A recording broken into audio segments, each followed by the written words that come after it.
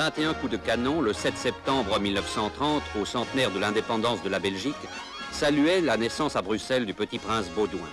Ce nom, il le reçut en souvenir de Baudouin Ier, empereur latin d'Orient, auquel le rattache, par les comtes de Flandre et de Hainaut, tout un lignage royal et princier depuis le XIIIe siècle. Il deviendrait, 21 ans plus tard, le 5e roi des Belges sous le titre de Baudouin Ier. Un journaliste congolais a feuilleté, au musée belge de la dynastie, l'album de ses premières années, où sa mère, la princesse Astrid, et son père Léopold, encore prince héritier, entouraient d'amour leur fils aîné. 5 brèves années de rayonnant bonheur entre sa sœur, la princesse Joséphine Charlotte, et son cadet, le prince Albert de Liège.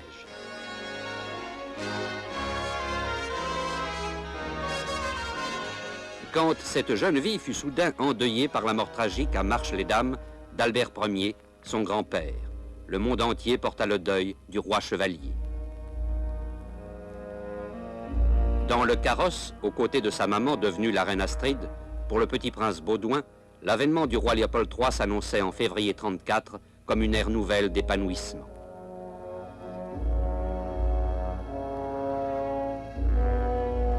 Hélas, 18 mois plus tard, au village suisse de Kusnacht, un fatal accident de voiture coûtait la vie à la jeune reine Astrid, adorée du peuple belge. Elle avait 30 ans. Ce drame du mois d'août 1935 laissait Baudouin orphelin à 5 ans.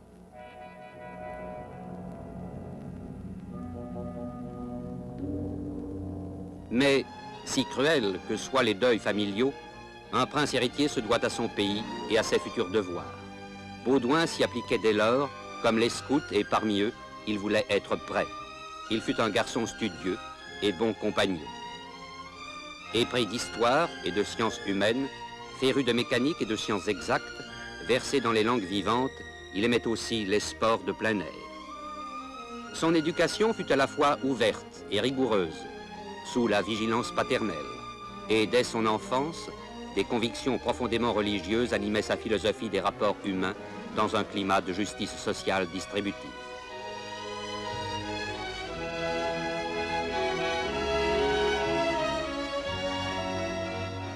« 1940. Les plaies de la Première Guerre mondiale étaient à peine fermées que ce fut à nouveau l'invasion de la Belgique, avec toutes ces séquelles d'épreuves que partagea la famille royale. Après la captivité, la déportation et 6 ans d'exil, le roi Léopold III rentrait en Belgique avec son fils Baudouin, dont la jeunesse avait été prématurément meurtrie et mûrie.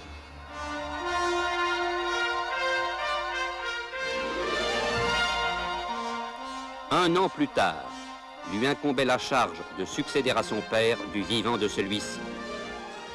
Baudouin Ier prêtait le serment constitutionnel devant le Parlement.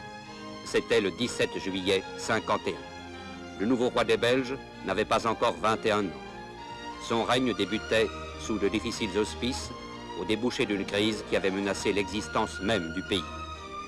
Mais l'affection de tout un peuple regroupé autour de son jeune roi allait lui rendre la tâche moins lourde et la dynastie belge en sortirait raffermie.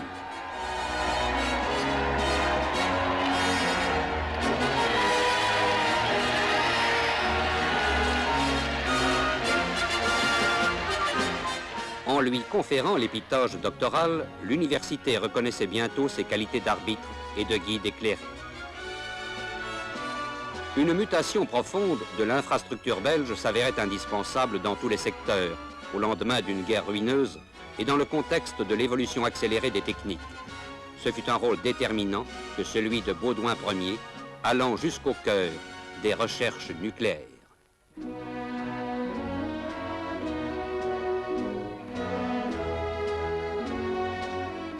Sur le plan social, il y avait aussi énormément à faire.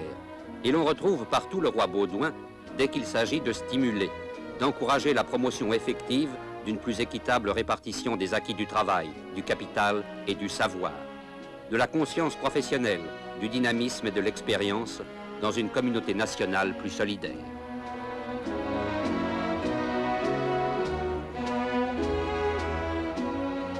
« 1958. Le roi inaugure l'exposition universelle de Bruxelles, à laquelle il a convié toutes les nations pour qu'elles s'unissent en une même volonté de construire, dans la concorde, un monde nouveau.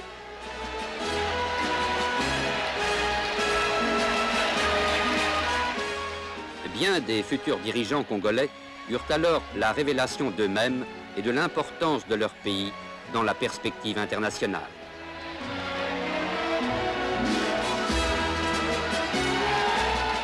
Elles s'affirmaient au pavillon du Congo, comme dans les chants des troubadours de Kamina, célébrant leur grand protecteur. Il était mieux que cela déjà. Il était le Bwana Kitoko qui, 3 ans plus tôt, avait vécu parmi les Congolais et compris leurs aspirations. Sur la prestigieuse Grand Place de Bruxelles, 4 pelotons de la force publique sont passés en revue par le roi. C'était le 4 juillet, alors fête nationale du Congo.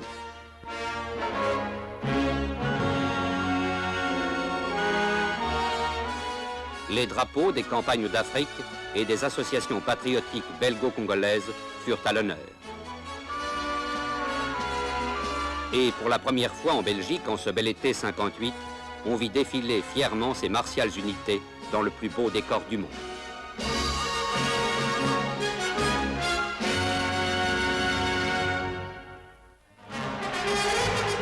C'est au Congo, tout naturellement, que le roi Baudouin consacra le plus de son temps hors de Belgique.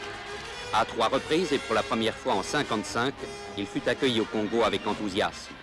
Les Congolais savaient que leur Bwana Kitoko était sincèrement l'ami le plus dévoué à leur progrès en tout domaine. Recherchant le dialogue et suscitant de franches observations, il était très proche de leur cœur, très respectueux de leur dignité.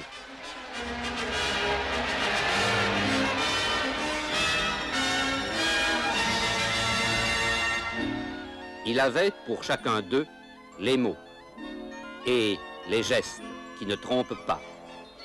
Il poursuivait d'ailleurs la tradition de présence royale qu'Albert Ier et la reine Élisabeth avaient instaurée en 1928. C'était alors la première fois que des souverains belges séjournaient au Congo.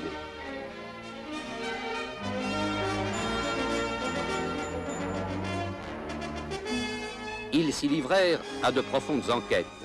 Et l'on sait quel rôle bienfaisant ils y ont joué, tous deux, dans les secteurs de la promotion sociale, rurale, sanitaire et éducative.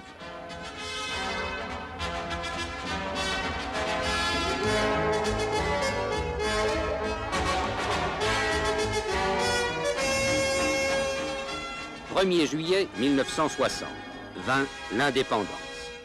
Le roi Baudouin tint à la consacrer solennellement. La Belgique transférait ses pouvoirs et ses charges au premier président congolais, Joseph Kasavubu.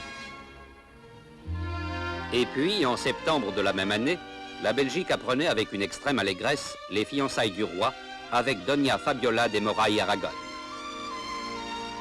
La future reine de haute noblesse espagnole conquérait tous les cœurs dès sa première apparition dans la capitale belge.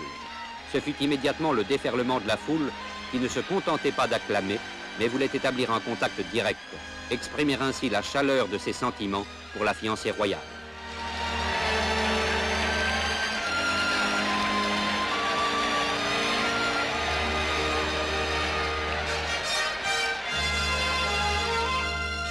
Le 15 décembre 1960 restera une date solennelle dans l'histoire de la Belgique. C'est la première fois qu'était célébré le mariage d'un souverain régnant.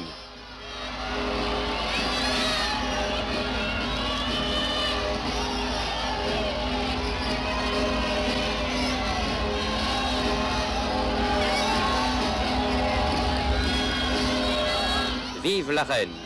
C'est le cri du cœur de la foule dès qu'apparaît le roi ayant à ses côtés la nouvelle reine des Belges. Tout l'amour d'un peuple s'exalte et se magnifie au même moment. Spectacle de faste et de grandeur qui se déploie jusqu'au parvis de la majestueuse cathédrale associée depuis 5 siècles à tous les grands événements de l'histoire de Belgique. La reine est éblouissante en sa robe de satin serge, prolongée par la traîne de cour bordée d'hermine que portent 10 petits pages.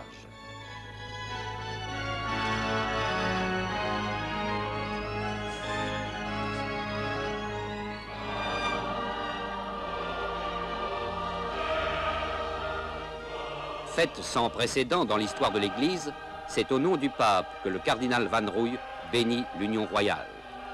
Le primat de Belgique demande le consentement des époux devant Dieu et devant les hommes.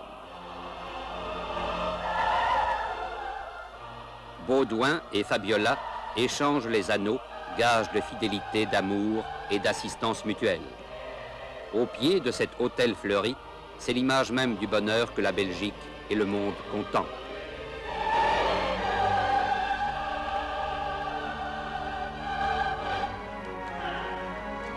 Hommage de l'armée belge à son chef, cette voûte d'acier que forment les sabres des officiers.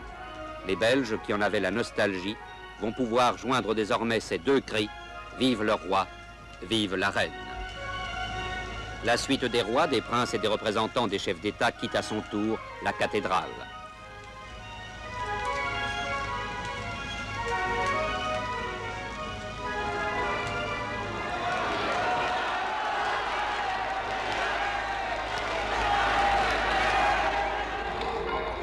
Tout au long du cortège royal à travers Bruxelles, ce ne sera qu'une même ovation, clamée par une foule innombrable qui vibre à l'unisson du bonheur de ses souverains.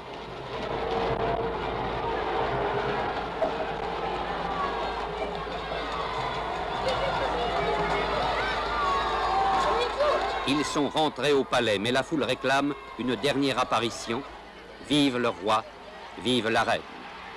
Elle avait séduit par sa grâce et par le bonheur qu'elle apportait visiblement au roi.